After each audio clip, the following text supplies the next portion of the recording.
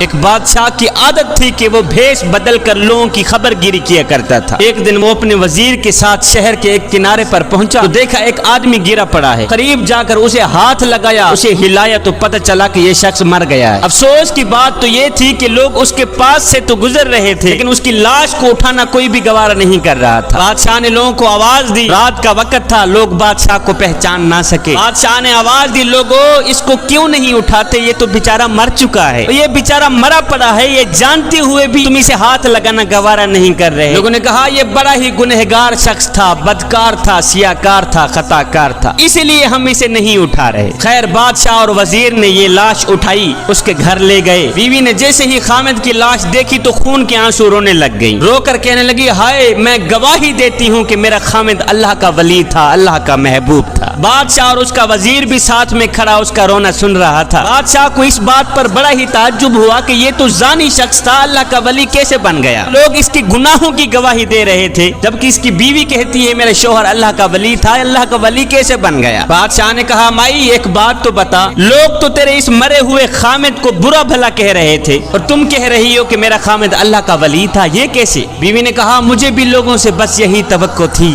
بھائیو، دراصل حقیقت یہ ہے کہ میرا خامد روز شراب خانے جا کر شراب خریدتا اور گھر لا کر گڑھے میں بہا دیتا اور ساتھ میں کہتا چلو کچھ تو گناہوں کا بوجھ مسلمانوں سے ہلکا ہوا۔ پیتا نہیں تھا، وہاں سے شراب لے کر گھر آ کر گڑھے میں بہا دیتا تھا، کہتا جو شراب میں نے خرید کر گڑھے میں ڈالی ہے اگر یہ شراب کوئی اور لے جاتا تو ساری رات گناہوں میں گزارتا۔ اسی طرح میرا شوہر رات کو ایک گندی عورت کے پاس جایا کرتا تھا، اسے ایک رات کی اجرت دے کر کہتا کہ تم اپنا دروازہ بند کر دو، آج کی رات کوئی بھی تیرے دروازے پر نہ آئے۔ صبح گھر آ کر کہتا شکر ہے میرے مالک، آج اس عورت کا اور نوجوان مسلمانوں کے گناہوں کا میں نے کچھ بوجھ تو ہلکا کر ہی دیا ہے۔ اب لوگ میرے شوہر کو ان جگہوں پر آتا جاتا دیکھتے اور برا بھلا کہتے، میں شوہر کو کہتی تو یہ نیکیاں تو کر رہا ہے لیکن جب تم مرے گا تو کوئی بھی تجھے غسل دینے کو آمادہ نہیں ہوگا۔ میرا شوہر مسکرا کے کہتا کہ تم گھبراؤ نہیں، تم اپنی آنکھوں سے دیکھو گی کہ میرا جنازہ وقت کے بادشاہ پڑھیں گے۔ یہ سن کر بادشاہ رو پڑا،